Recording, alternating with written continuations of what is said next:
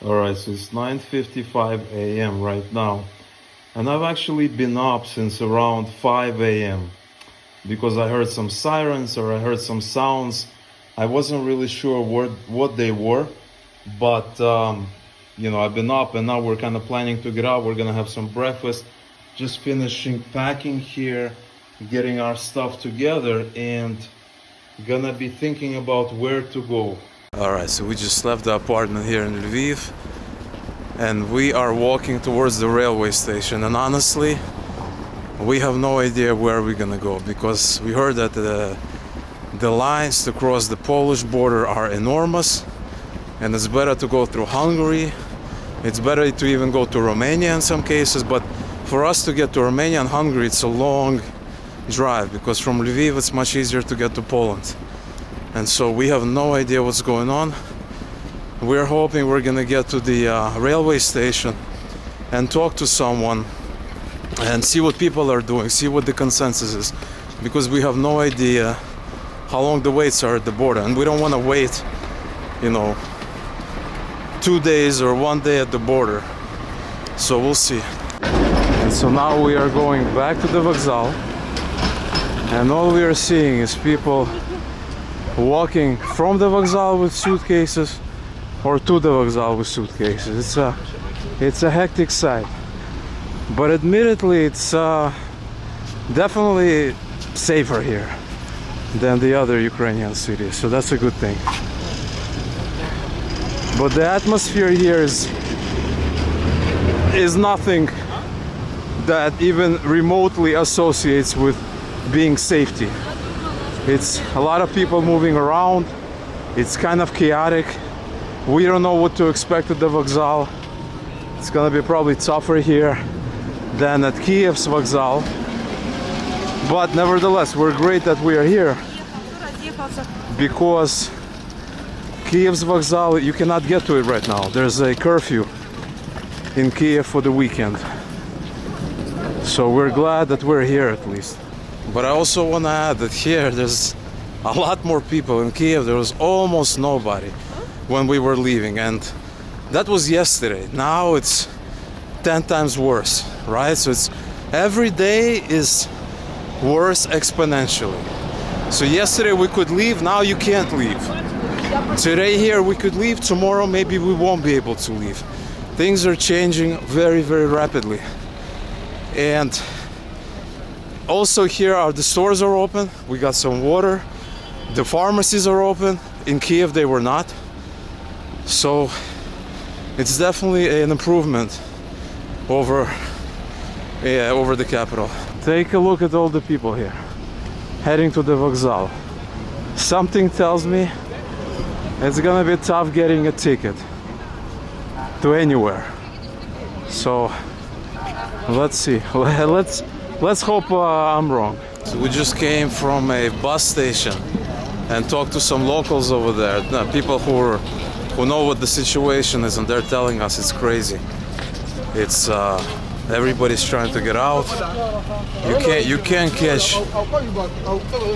catch any trains in the main railway station because there's so many people that are trying to catch a train. They're free, these special trains, but unfortunately it's just too many people. It's impossible to get on the train because so many people are trying to leave, and that's to Poland. Maybe another option is to try to go to Romania or Hungary or Slovakia, one of these other countries. Maybe it's gonna be easier, we will see. And this is the situation right here near the main railway. Look at that, so many people. Look at this. Look at this, look how many refugees. I bet they're not gonna show that on Russian TV. So a guy just came up to us and he said he might be able to give us a ride to a border, to a completely different border with Poland. Completely by chance, he said that he was gonna give somebody else a ride, but they didn't show up or they had some other plans, and so he has space in his car. And so this is a border, kind of the northern side, and it's gonna take us, according to Google Maps, hour and 48 minutes to get there. So if this works out, This is gonna be awesome. We can just give him some gas money because he just said he's gonna do it for free. So let's see if this is gonna work out. But it's pretty crazy here. Everybody's trying to get out. Everybody's trying to you know, just escape as much as they can. So let's see what happens. So this is how we're gonna get to the Polish border. I'm gonna be sitting over there, and then the rest of the people are gonna be sitting there. I'm gonna be sitting in the trunk, but better than nothing, I guess. Here we are, in my seat here in the back. In the trunk here we got our Moise here, our amazing little kitten, almost a cat now. We got some other people here, and we got about a hour and 45 minutes to a 2-hour drive to the border. So let's see how things go at the border. There are going to be lots of checkpoints to get to the border there. Every few miles, every few km here. There seems to be another checkpoint there in the distance, which they seem to be every 10-15 minutes or so.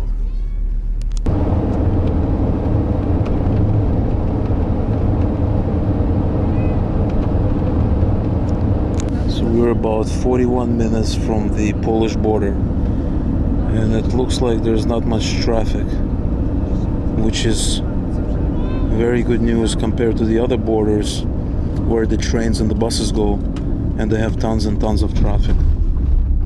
So hopefully it's gonna be smooth sailing to pass through the border.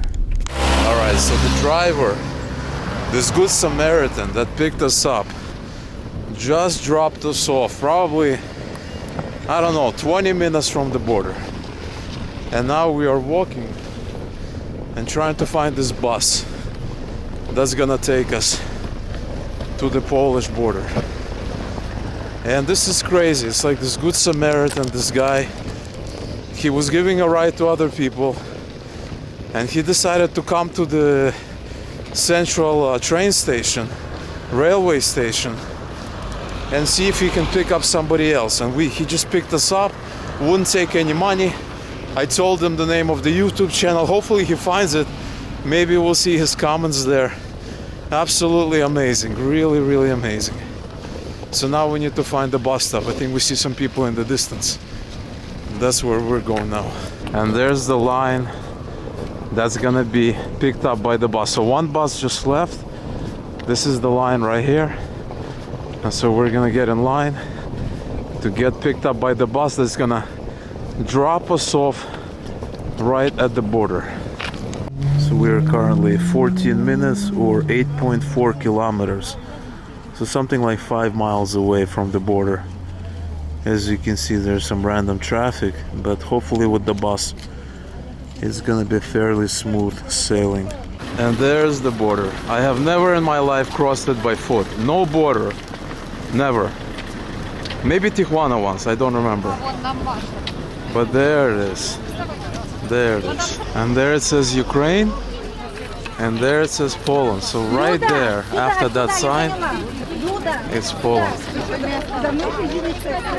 There it says, welcome to the European Union. And there's that border. And we're not that far. At least it seems to me. Definitely better than the other crossings that you have to take the train to. We're getting very, very close to the checkpoint here. Very close. Can't quite see it, but it's very, very close. And this thing is gonna allow me to leave. If I didn't have this, I wouldn't be able to leave. So it looks like we just passed the border. That's the border. And they have like so much stuff that they're giving away. Teas, sandwiches, chocolate bars. They have this whole, you know, buffet there. It's amazing. Really, really nice from the Polish side. Unexpected, but a very pleasant surprise there. So we're just drinking some tea here. All right, here we are, about to pass border control. Passport control. Pass the border and do passport control. All right, so we just passed Ukrainian passport control. They're giving us free tea, free sandwiches, other things. It's really, really nice. Very nice of the Polish side. All right, so it's almost 6 p.m. and we just passed through the Polish side. So we finished passport control. It took like 2.5 hours, which is not a lot. It can happen for a lot longer, but it's freezing right now. It's cold, and I don't know where we're gonna go. We need to go somewhere, and hopefully we can figure out the transfer to get somewhere from here on. We will see if we can get to some city real soon. All right, so we passed customs and passport control, and now we're waiting for a bus that's gonna take us into the country. So it's gonna make a couple of stops. We're gonna get off at the last stop, and then it's gonna be another bus that's gonna take us to one of the cities that we want to go. I think the city we're gonna be going to is called Lublin, and then maybe we'll switch to another city like Krakow or something like that, and maybe rent an apartment or whatever the options are. So it's like 0 degrees right now. It's freezing. It's been hell just passing this passport control, because we waited like 2.5 hours, which is not a lot. It can take a lot longer, so that's a plus, but it was hell. Lots of waiting, lots of people on nerves, just taking forever, and now it's like freezing, almost freezing. So it hasn't been a walk in the park. So hopefully this bus will get here soon so we can finally warm up and get on our way.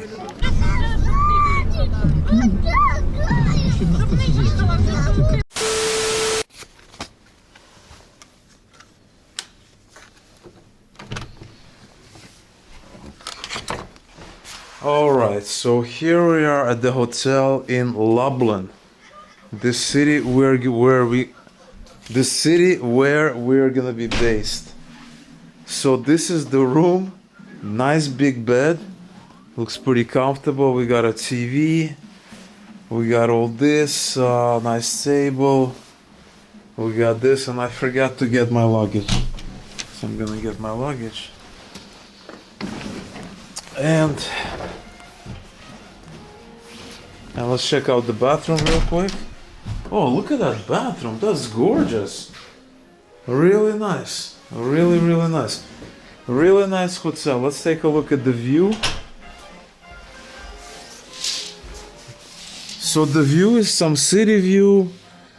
I'm not really sure where we are right now, so I guess we'll find out tomorrow. And so now we are in Poland. I got a lot of emotions, a lot of things to talk about, a lot of things to say. Obviously, this is very different than the Lvov apartment. This hotel costs around $60 a night. So not too expensive, not too cheap.